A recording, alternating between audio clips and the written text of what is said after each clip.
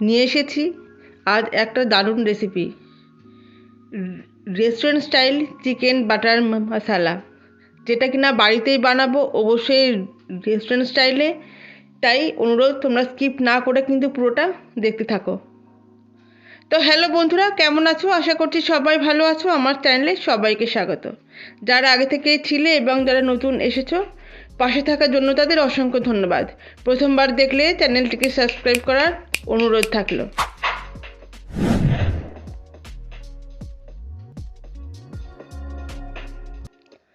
তো 400 gram chicken নিয়েছি। চিকেনটাকে কিন্তু আমি এখন ধুয়ে নিয়েছি। এখন কিন্তু ফার্স্ট ম্যারিনেশনের পালা। তো দেখে নাও যে আমি এখন কী কী দিচ্ছি।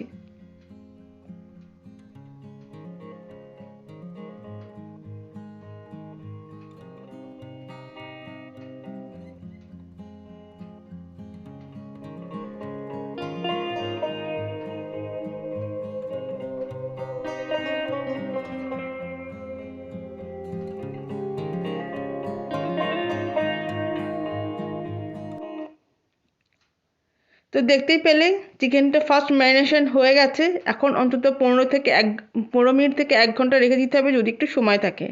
তো ততক্ষণে একটা পাত্রে নিয়ে নিচ্ছি সর্ষের তেল, আর তাতে দিয়ে দিচ্ছি 3 চামচ মতো কাশ্মীরি রেড চিলি পাউডার। এই সর্ষের তেলে কিন্তু কাশ্মীরি রেড চিলি পাউডার দিলে পরে কিন্তু দারুণ সুন্দর রঙটা হয়। আর তার মধ্যে এখন দিয়ে দিচ্ছি অল্প পরিমাণে বিট লবণ, আর দিয়ে দিচ্ছি 8 চামচ গুঁড়ো কসুরি মেথি। এইটা কিন্তু রোস্ট করা আছে। এগুলো সব কিছু দিয়ে কিন্তু ভালো করে মিশিয়ে নিচ্ছি। আর এখন দিয়ে দিচ্ছি 8 চামচ গরম মশলার গুঁড়ো। সমস্ত কিছু দিয়ে কিন্তু বেশ ভালো করে মিশিয়ে নিতে হবে। এখন আর এরপরে আমি দিয়ে দিচ্ছি 2 চামচ সম্পূর্ণভাবে জল ঝরানো টক দই। টক দইতে কিন্তু এইখানে একটা জিনিস ভীষণভাবে খেয়াল রাখতে হবে যে টক দইতে যেন কোনোভাবেই জল ঝরানো না থাকে। সেই কারণের জন্য টক দইতে কিন্তু আগে থেকে জলটা ঝরিয়ে রাখতে হবে।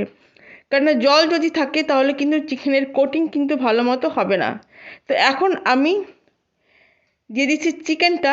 তো চিকেনটা দেখো, তলায় যে জলটা ছেড়েছিল সেই জলটা কিন্তু দিলাম না। জলটা দিলে কিন্তু কোটিং ভালো করে হবে না, তাই খালি চিকেনটাই দিয়েছি। আর চিকেনটা দিয়ে কিন্তু ভালো করে ম্যারিনেট করে নিয়েছি এবং 20 মিনিটের জন্য রেখে দিচ্ছি। হয়ে গেল আমাদের সেকেন্ড ম্যারিনেশন। এখন 20 মিনিট পরে ওটা থাক। এর মধ্যে একটা ফ্রাইং প্যান নিয়েছি আর দিয়ে দিয়েছি সর্ষের তেল। এখন কিন্তু গ্যাসের ফ্লেমটা হাই আছে। এখন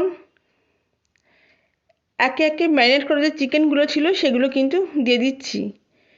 এইটা কিন্তু লো ফ্লেমে করা যাবে না, কেননা লো ফ্লেমে করতে গেলেই কিন্তু চিকেন থেকে জল ছাড়তে শুরু করে দেবে।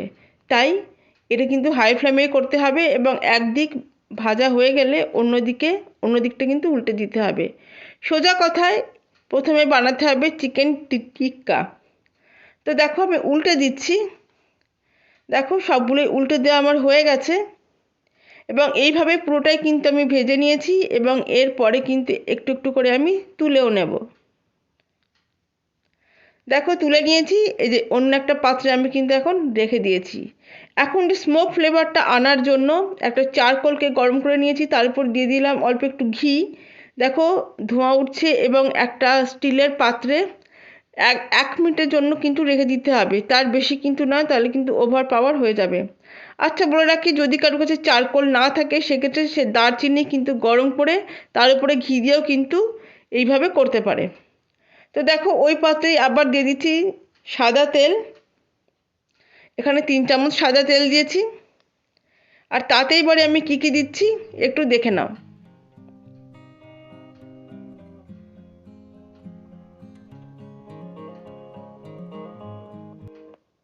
তো দেখতেই পেলে যে আমি কি কি দিয়েছি।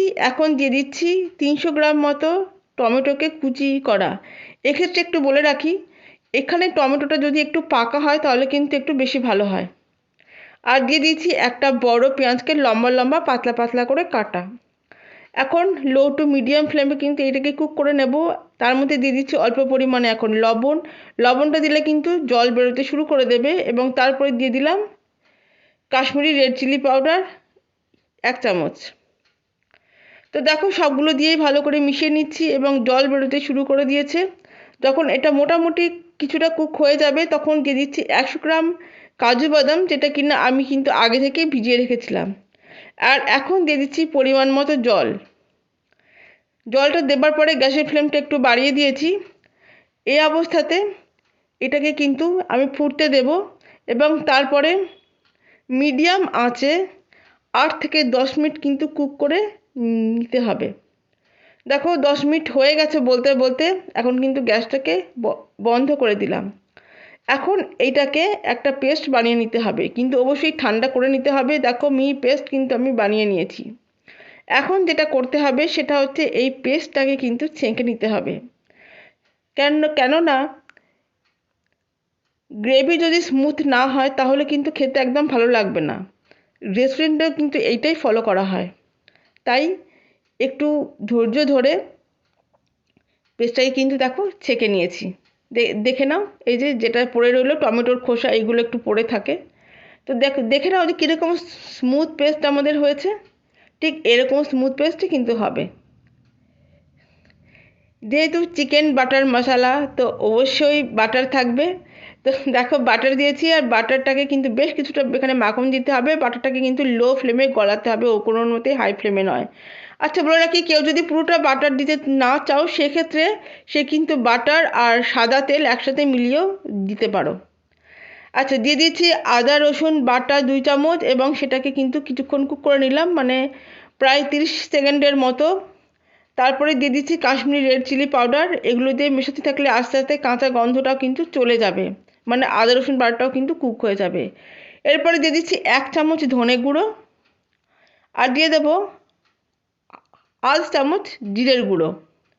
তো দিয়ে দেখো ভালো করে কিন্তু মিশিয়ে নিচ্ছি। একটু মেশাবার পরেই তারপরে বাকি যে লবণটা আমার প্রয়োজন সেই লবণটা কিন্তু এখানে দিয়ে দিলাম। দেখো তেল ছাড়তে শুরু করে দিয়েছে। এখন কিন্তু যে গ্রেভিটা বানিয়েছিলাম, মানে যে পেস্ট করেছিলাম, সেই পেস্টটাই কিন্তু এখন দিয়ে দিলাম। দেখো গ্রেভিটা দিয়েও কিন্তু নাড়তে থাকছি, অবশ্যই লো ফ্লেমে নাড়ছি। আর গ্রেভিটা যে পাত্রে রেখেছিলাম সেখানেও কিন্তু অল্প পরিমাণে জল দিয়ে সেটাও কিন্তু দিয়ে দিলাম। এখন এই গ্রেভিটাকে দিয়ে কিন্তু 2 থেকে 3 মিনিট লো টু মিডিয়াম ফ্লেমে কিন্তু কুক করে নিতে হবে। তো দেখো গ্রেভিটা যখন এইরকম হবে, মানে তেলটা ছেড়ে দেবে, তখন যে ভেজে রাখা চিকেন টিক্কাটা ছিল সেই চিকেন টিক্কাগুলো কিন্তু দিয়ে দেব। আর চিকেন টিক্কাগুলো দিয়ে গ্যাসটা কিন্তু লো ফ্লেমেই থাকবে। আর লো ফ্লেম দিয়ে কিন্তু 2-3 মিনিট কিন্তু অল্প আঁচেই রান্না করে নিতে হবে। তাতে করে কি হবে, চিকেন টিক্কার মধ্যে এই গ্রেভির যে ফ্লেভারটা আছে সেটা কিন্তু আস্তে আস্তে ঢুকে যাবে। তো দেখো 2-3 মিনিট এইভাবে কিন্তু একটু নেড়ে নিচ্ছি। এখন 2-3 মিনিট হয়ে গেছে।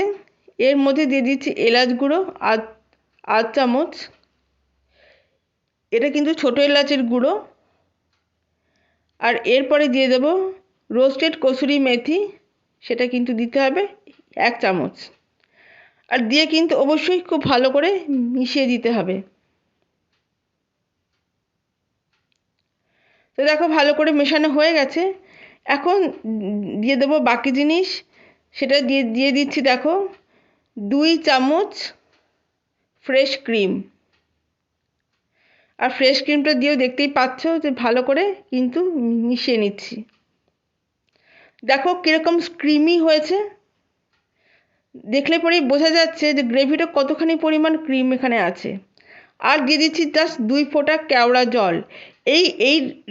এখানে বলে রাখি, কেওড়া জলের কিন্তু স্বাদ কিন্তু কোনো পাওয়া যাবে না, কিন্তু কেওড়া জলটা কিন্তু অন্যান্য যে ফ্লেভার আছে তাকে কিন্তু অনেক বাড়াতে সাহায্য করে। আর দিয়ে দিচ্ছি সবার শেষে 1 চামচ মধু।